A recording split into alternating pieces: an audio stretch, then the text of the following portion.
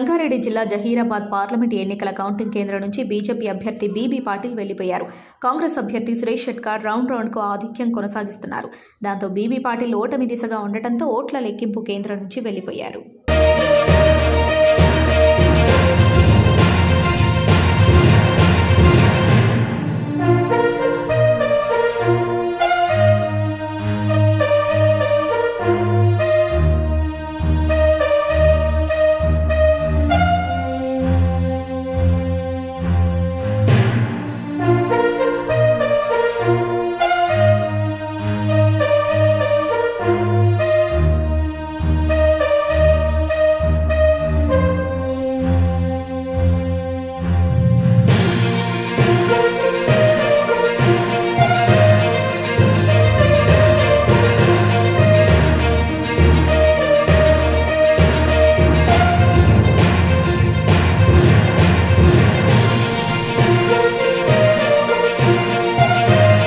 Hi everybody, this is Kiriti Damaraju.